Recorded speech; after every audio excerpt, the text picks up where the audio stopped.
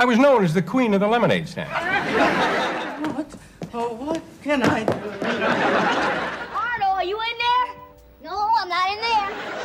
Did you ever wonder what strange and surprising stories were hiding behind the laughs of Diff'rent Strokes? For families in the late 1970s, this sitcom was more than television. It was a nightly ritual that shaped how we saw humor and heart. But what hidden truths still linger, waiting to surprise us now?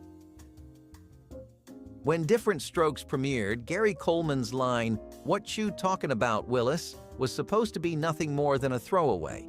It was tucked into the script almost as filler, a way for Arnold to question his brother with a bit of sass. But the way Coleman delivered it, eyes squinting, voice pitched high, timing perfectly sharp, turned a small line into comedy gold. The studio audience erupted with laughter, and the producers immediately knew they had something special. At first, the writers worried about overusing it, fearing it might wear thin if repeated too often. But when they tested scripts without it, episodes fell flat, and the audience begged for more. It was a rare case where fans shaped the future of a character through pure demand. Soon, the line became Arnold's trademark, repeated in nearly every episode, and it followed Gary Coleman everywhere he went. Interviews, appearances, and even merchandise leaned on it. While Coleman sometimes grew tired of repeating the phrase, he understood that it was central to his stardom. Decades later, "What you talking about, Willis?" remains one of the most famous catchphrases in television history. What began as a casual line in a single pilot turned into the heartbeat of a show that defined a generation. Viewers of Diff'rent Strokes instantly fell in love with Arnold Jackson, the wisecracking younger brother with a childlike innocence. What most did not realize was that Gary Coleman was much older than the role suggested. When the show began in 1978, Arnold was written as a young boy around 8 years old, but Coleman was actually 10 years old at the time, and as the seasons went on, the gap between his age and his appearance only grew. His small stature and youthful look were the result of a lifelong kidney condition, which stunted his growth. Producers quickly realized that this worked to their advantage. Coleman could play younger roles for far longer than most child actors, stretching the lifespan of the series and giving Arnold his eternal little brother appeal. His maturity off-screen also meant he could handle longer shooting schedules that would have overwhelmed younger kids. By the time the show ended in 1986, Coleman was in his late teens, but audiences still saw him as the little boy cracking jokes at Willis. This unique mismatch of age and appearance gave the show a strange duality. Coleman was wise beyond his years while still playing a child. It added to his comic timing and gave Arnold a depth that felt real, even in the silliest storylines. Behind the laughs of Diff'rent Strokes, Gary Coleman's career was shaped by money battles as much as by catchphrases. His popularity skyrocketed almost overnight, and with that came enormous bargaining power. By the early 1980s, Coleman was earning over $100,000 per episode, a staggering sum that made him one of the highest-paid child stars in television history. But this success came with a cost. His parents managed his career and finances, and Coleman later accused them of mismanaging his earnings. Despite pulling in millions, he struggled financially as an adult, eventually suing his parents and former advisors in a high-profile case. The irony was heartbreaking. The boy who had once embodied wealth and privilege on screen ended up struggling with money in real life. Even at his peak, the stress of contracts, negotiations, and lawsuits weighed heavily on him. Coleman also battled constant health issues, undergoing multiple kidney transplants and daily dialysis. Yet through it all, he still showed up on set, delivering the lines that made America laugh. His salary battles highlight the darker side of child stardom. Immense success paired with immense pressure. Coleman may have been television royalty, but the crown came with thorns that lasted his entire life. Years before she became one of the biggest pop icons in the world, Janet Jackson appeared on Diff'rent Strokes. She joined the show in season 3 as Charlene Dupre, Willis Jackson's sweet and supportive girlfriend. Charlene was one of the few recurring teenage characters, and her grounded personality brought balance to Willis's ups and downs. Jackson's natural charm made her stand out, even in a supporting role. At the time, she was already part of the famous Jackson family, but she was still carving her own path, separate from her brother's fame. Producers knew casting her would generate buzz, but few realized just how massive her future would be. Watching those episodes today feels like peeking into the early chapters of a superstar's story. While her role was relatively small, fans remember Charlene as a rare example of steady romance in a show filled with chaos. Her chemistry with Todd Bridges gave Willis more depth, showing a softer side of his character. After leaving Diff'rent Strokes, Janet Jackson's music career exploded, but her time as Charlene remains a nostalgic piece of television history, proof that even legends sometimes start in the most unexpected places. Before The Facts of Life became a hit in its own right, Charlotte Rae's character, Mrs. Garrett, was first introduced on Diff'rent Strokes. As the Drummond family's housekeeper, Mrs. Garrett was a warm, witty presence who helped Arnold, Willis, and Kimberly navigate their new lives. Her mix of tough love and gentle guidance struck a chord with audiences, making her more than just a background character. Producers quickly realized Rae had the charisma to lead her own show. In 1979, Mrs. Garrett was spun off into The Facts of Life, where she became the mentor to a group of teenage girls at a boarding school. That show went on to run for 9 seasons, proving the power of a single character's appeal.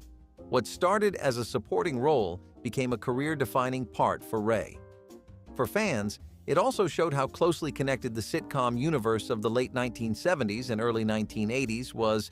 Characters could cross over and worlds could expand. Mrs. Garrett's journey from New York penthouse to Girls Academy remains one of television's most successful spin-off stories. It is hard to imagine Diff'rent Strokes being called anything else, but the show nearly launched under a completely different title. Early drafts included names like 45 Minutes from Harlem and 71st and Park, meant to highlight the cultural and economic gap between the Jackson boys and the wealthy Drummonds. Network executives feared those names were too literal and might alienate viewers. They wanted something catchy, playful, and easier to market nationwide. After much debate, they landed on Diff'rent Strokes, a title inspired by the popular saying, "Different strokes for different folks." The new name captured the essence of the show: different backgrounds, different experiences, but a family all the same. It was lighthearted yet meaningful, a balance the producers worked hard to strike. The choice of title ended up being perfect, as it not only set the tone but also gave the series a memorable identity that audiences could instantly recall. Gary Coleman's youthful appearance, which allowed him to play Arnold for so long, came at a tremendous personal cost. He was born with a congenital kidney disease called nephritis, which stunted his growth and required constant medical treatment. Coleman never grew taller than 4 feet 8 inches, a fact that made him instantly recognizable, but also marked his entire life. He underwent 2 kidney transplants before the age of 20, both of which eventually failed. Daily dialysis was part of his routine even as he filmed episodes, forcing him to juggle health crises with comedy scripts. For a child actor, the pressure was enormous, but Coleman rarely let it show on screen. His illness not only limited his height, but also gave Arnold his trademark high-pitched voice. Producers leaned into it, building the character's charm around Coleman's unique look and sound. Off-screen, though, the condition brought physical pain and emotional strain. Fans saw a cheerful kid, but behind the smile was someone fighting a lifelong battle. His story is a reminder that behind television magic are often very real challenges. The phrase "different strokes for different folks" was more than just a catchy saying of the era. It was the heart of the show. The story of 2 African-American boys from Harlem being adopted by a wealthy white businessman in Manhattan was groundbreaking for 1978 television. At its core, the title symbolized the blending of worlds, different races, different classes, and different experiences coming together under one roof. It told audiences right away that this was not a typical sitcom, but one that would mix humor with cultural conversations. While lighthearted in tone, the premise pushed boundaries about family and belonging. Each episode played with this theme, using misunderstandings and humor to explore deeper issues. The title reminded viewers that differences were not obstacles. They were what made the family dynamic so special. Even today, the phrase "different strokes for different folks" still captures the spirit of acceptance and understanding that defined the show. In the height of Diff'rent Strokes mania, producers licensed a talking Gary Coleman doll. The doll, modeled after Arnold Jackson, came complete with outfits and even a pull string that played his famous catchphrase. Children across America could take Arnold home with them, literally. Looking back, the idea feels bizarre, almost surreal. A doll that repeated, "What you talking about, Willis?" might have thrilled kids at the time, but today it stands as one of the strangest examples of 1980s television merchandising. Like lunchboxes and board games, it was part of the era's obsession with turning every hit show into a toy. For Coleman, it was another reminder of how much his image was commercialized. He was not just an actor anymore, he was a product. Today, surviving dolls are rare collector's items, often selling for high prices on auction sites. They are quirky reminders of a time when sitcoms did not just live on screen, but invaded every corner of pop culture. Like many sitcoms of the late 1970s and early 1980s, Diff'rent Strokes became a launching pad for future stars. Over its 8-season run, the show featured numerous guest actors who would go on to big things in Hollywood. Among them were stars like Janet Jackson, who of course later became a music legend, and younger performers who would become staples in film and television.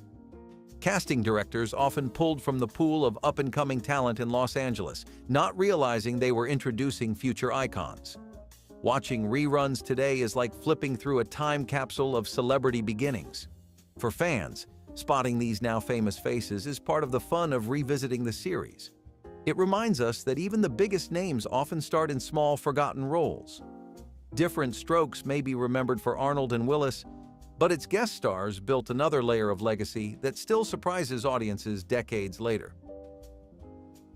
Conrad Bain seemed almost born to play the wealthy but kind Mr. Drummond, but his casting was not as simple as it looked. Producers were searching for someone who could balance authority with warmth, a man who could convincingly play the straight-laced millionaire, yet still laugh at the antics of two adopted boys from Harlem. Bain fit the bill perfectly because he had just wrapped up a long run on the sitcom Maude, where he had played a more serious and conservative character. His performance there proved he could deliver both gravitas and comic timing, a combination that Diff'rent Strokes desperately needed for its unusual premise. Originally, executives worried that audiences might typecast Bain as too stiff or too serious, but his dry humor and subtle timing quickly won over test audiences. The chemistry he shared with Gary Coleman sealed the deal. Without it, the show might never have worked. Bain himself later admitted that he had not expected to land another big sitcom role so soon after Maude, but the part of Mr. Drummond gave him a second career highlight. His calm presence allowed the more outrageous elements of the show to shine, and he became the dependable anchor in a cast full of big personalities. Without Bain, the delicate balance of humor and heart that defined Diff'rent Strokes might never have taken hold. Diff'rent Strokes was famous for its very special episodes, and one of the most memorable tied directly into a national political campaign. In the mid-1980s, First Lady Nancy Reagan appeared on the show to promote her Just Say No anti-drug initiative. She visited the set in character, sitting with Arnold and Willis to talk about the dangers of substance abuse. The episode was designed as both entertainment and public service, using the popularity of the sitcom to reach millions of households with a serious message. It was unusual for a sitting First Lady to appear on a primetime comedy, and critics debated whether it blurred the line between politics and television. Still, the episode earned huge ratings and gave Reagan's campaign a pop culture boost. For many kids, it was their first exposure to the Just Say No slogan. The crossover showed how powerful Diff'rent Strokes had become in shaping young audiences. By mixing laughter with real-world issues, the show proved that sitcoms could carry cultural weight far beyond their scripts. The Reagan cameo is still remembered as one of the boldest examples of 1980s television blending politics, celebrity, and entertainment. On screen, Todd Bridges brought Willis Jackson to life with charm, humor, and a sense of responsibility as Arnold's older brother. But behind the cameras, Bridges was facing a much darker reality. Like many child stars of the 1980s, he struggled with the pressures of sudden fame, complicated family dynamics, and the temptations of Hollywood life. He later admitted to experimenting with drugs and falling into difficult situations during his teen years. While his character Willis was written as a role model, in real life, Bridges often felt lost and unsupported. The gap between his television persona and personal struggles was heartbreaking, and it mirrored the challenges faced by many young actors of the era. Despite the turmoil, Bridges continued to work on the show for nearly its entire run, delivering strong performances even as he privately wrestled with problems. In adulthood, he became candid about his past, using his platform to warn others about the dangers of child stardom and substance abuse. His story remains one of the most sobering reminders that the glitter of sitcom success often hides very real struggles. One of the trademarks of Diff'rent Strokes was its willingness to tackle serious issues alongside comedy. Episodes dealt with subjects like kidnapping, drugs, racism, and even child abuse, topics rarely touched by sitcoms of the late 1970s and early 1980s. Network executives often debated whether these storylines were too heavy for primetime audiences. Some critics praised the show for using its platform responsibly, while others accused it of exploiting shock value for ratings. Parents, too, were divided. Some appreciated that the show opened conversations at home, while others worried it introduced scary topics too directly. Producers defended the decision, arguing that children were already facing these issues in real life and ignoring them on television would not make them disappear. Episodes like these sparked debates in the press and cemented Diff'rent Strokes as more than just a light comedy. Whether one agreed with the approach or not, the willingness to confront taboo subjects made the show a cultural talking point in a way few sitcoms had ever been before. Like many successful sitcoms, Diff'rent Strokes attempted to expand its universe with spin-offs. One effort focused on the character of Pearl Gallagher, the Drummonds' housekeeper who replaced Mrs. Garrett after Charlotte Rae left. The spin-off idea was meant to highlight her life outside of the penthouse, giving her more stories and screen time. But despite Pearl's popularity within Diff'rent Strokes, the show failed to connect on its own. Test audiences found the stories thin, and the absence of the main cast made it feel like a watered-down version of the original. The pilot never made it to series, and the idea was quietly shelved. For the actors involved, it was a disappointing reminder that not every character could carry a show. While other spin-offs like The Facts of Life became classics, Pearl's solo venture was quickly forgotten. It remains a little-known footnote in television history, showing that even in an era of endless sitcom experimentation, not every branch of a hit show could grow roots. Gary Coleman's comedic timing was so sharp that it sometimes disrupted the filming process. His delivery of lines like, "What you talking about, Willis?" could set the studio audience into fits of laughter that lasted several minutes. Producers often had to pause taping to let the noise die down, and in some cases, they had to redo entire scenes because the laughter drowned out dialogue. Coleman was only a child, but he had the instincts of a seasoned comic, knowing exactly when to pause, smirk, or raise his voice. His ability to work an audience rivaled that of much older performers. The live crowd became part of the show's rhythm, responding to Coleman as if he were a stand-up comic. For the cast, it was both a blessing and a challenge. Coleman's charm made every performance electric, but keeping episodes on schedule became difficult. The laughter was so consistent that the editors often trimmed audience reactions just to fit episodes into the half-hour slot. The energy of those tapings helped give Diff'rent Strokes its unforgettable spark. The theme song of Diff'rent Strokes remains one of the most memorable in television history, but what fans may not know is that it went through several versions. The cheerful tune, with its upbeat lyrics about family and differences, was first recorded with a light, jazzy feel. Later, as the show matured, producers updated the arrangement with a fuller, more polished sound to match the evolving tone. Different singers also recorded variations, though the melody and lyrics stayed the same. Fans who rewatch the series often notice subtle changes in tempo or instrumentation between seasons. The theme's adaptability kept it fresh without ever losing its core identity. For many viewers, the song was as iconic as Arnold's catchphrases, instantly setting the mood for the show. Its enduring popularity proves how important a theme song can be in cementing a sitcom's identity. Even decades later, just a few notes bring audiences right back to the Drummond penthouse and the warmth of a family built on differences. The Drummond family's lavish Manhattan penthouse was a central character in its own right. The gleaming space, with its sweeping staircase and expansive living room, stood in stark contrast to Arnold and Willis's Harlem roots. Producers wanted the set to look authentic, so they based it on real-life luxury high-rises along Park Avenue in New York City. Designers studied photographs and floor plans of penthouses to create a space that felt both impressive and believable.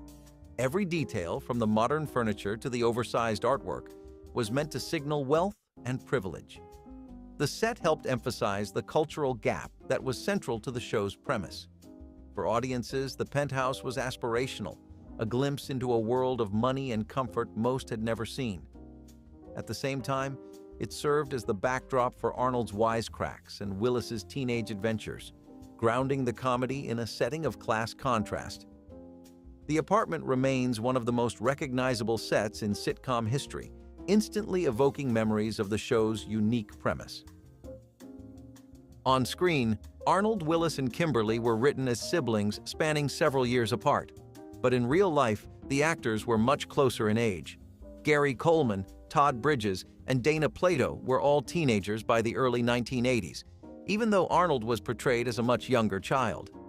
This age compression was largely hidden by Coleman's short stature and youthful appearance, which allowed him to convincingly play a boy years younger. For viewers, it created the illusion of a family with wide age gaps, even though the actors were often dealing with the same adolescent milestones off-screen. Their closeness in age also contributed to their camaraderie, giving their chemistry an authenticity that audiences could feel. The mismatch between real and fictional ages became more noticeable in later seasons, but by then, audiences were too invested to care.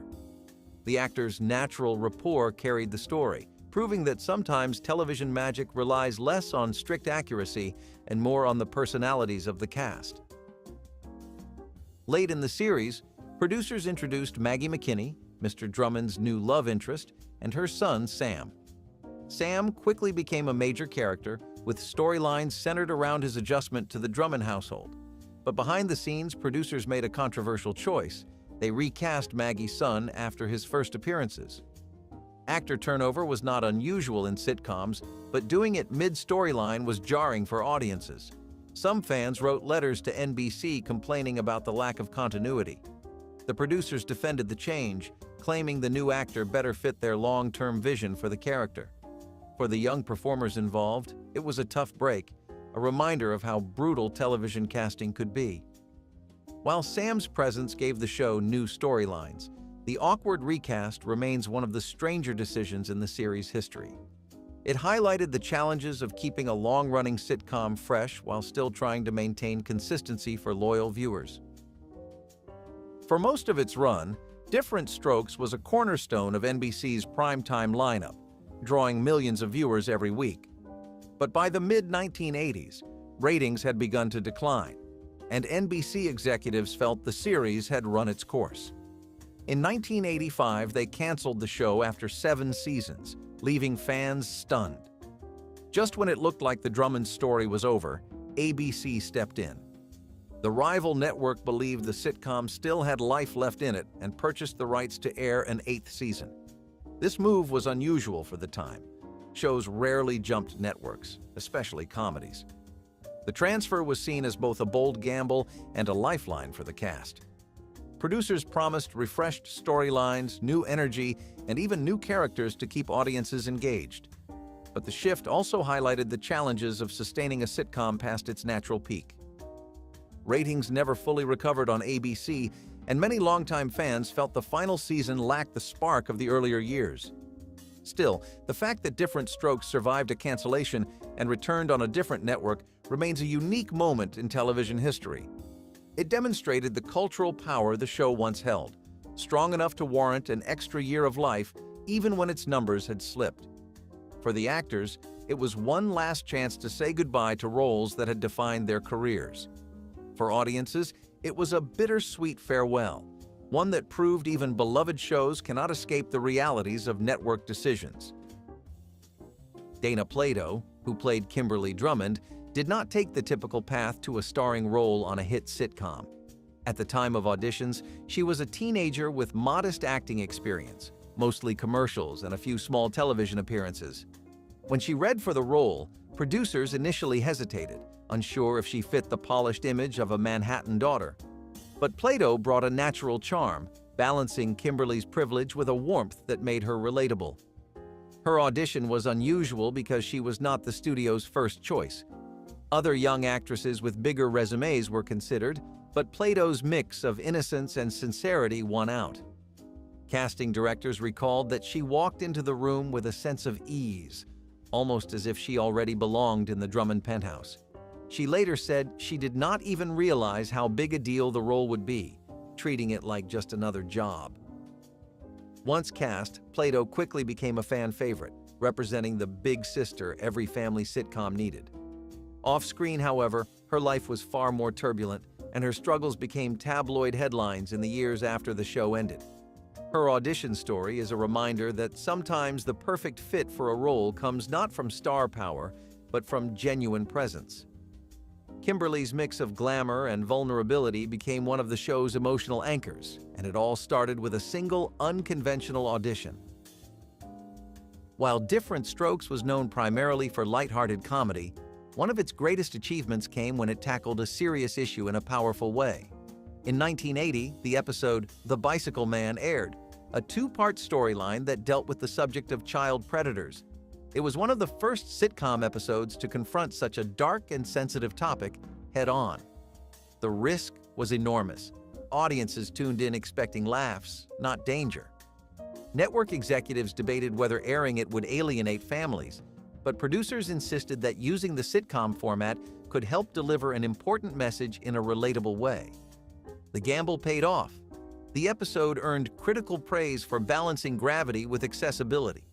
It even secured an Emmy nomination, rare for a show often dismissed as just a kid's sitcom. Gary Coleman's performance, in particular, was praised for blending Arnold's innocence with genuine fear, making the message resonate all the more. Though disturbing, the episode was groundbreaking in showing how sitcoms could tackle real-world dangers while still reaching young viewers. For fans, it was a reminder that Diff'rent Strokes was not afraid to step outside of pure comedy when the moment demanded it. The Emmy nomination solidified the episode's place in television history, proving that laughter and life lessons could coexist in the same half-hour slot. Years after Diff'rent Strokes left the air, the surviving cast members reunited for specials and interviews. For fans, seeing Arnold, Willis, and Mr. Drummond together again was both heartwarming and heartbreaking. The reunion was bittersweet because so much had changed since the show's heyday. Dana Plato had passed away tragically in 1999, and Gary Coleman's health struggles had become a defining part of his later life. Todd Bridges, too, had faced public battles with addiction and the law. When they appeared together, the actors often spoke candidly about the pressures of child stardom, the weight of fame, and the scars left behind by the industry. Yet there was also laughter as they reminisced about their early years and the joy of making millions of people smile. Fans who had grown up with the show felt both nostalgia and sadness, knowing that the happy family on screen had endured real pain off-screen. Despite the hardships, the reunion moments allowed audiences to remember the chemistry that had made Diff'rent Strokes unforgettable. The hugs, the shared memories, and even the tears underscored how deeply the series had connected with people. The cast reunions became not just celebrations of a sitcom, but reflections on resilience, loss, and the complicated legacy of television fame. In the 1980s, NBC experimented with connecting its popular sitcoms through crossovers, and Diff'rent Strokes was part of that trend. Characters from the show made appearances on Silver Spoons, another family-centered comedy about wealth and parenting. The idea was to boost ratings by blending fan bases and giving audiences a sense that their favorite shows existed in the same world. Arnold Jackson's wisecracks worked seamlessly in the Silver Spoon's universe, where humor about class and privilege was already front and center. For kids watching at the time, it felt like television magic. Suddenly, characters they loved were crossing into another storyline. While not every crossover was a hit, the novelty kept viewers talking. These moments also reflected the network's desire to create a sitcom universe, long before the idea became common in modern television. Looking back, the crossover episodes are charming relics of a simpler era in television, when networks experimented with playful ideas to keep audiences tuned in. For fans of both shows, the crossovers were small but memorable gifts, proof that the Drummonds and the Strattons could share a laugh in the same sitcom reality. It remains one of the quirkier footnotes in Diff'rent Strokes history, showing just how far the show's cultural reach extended in its prime. If these weird Diff'rent Strokes facts made you laugh, gasp, or rethink the show you grew up with, share your favorite discovery in the comments, hit like to keep the memories alive, and subscribe so you never miss another hidden slice of television history.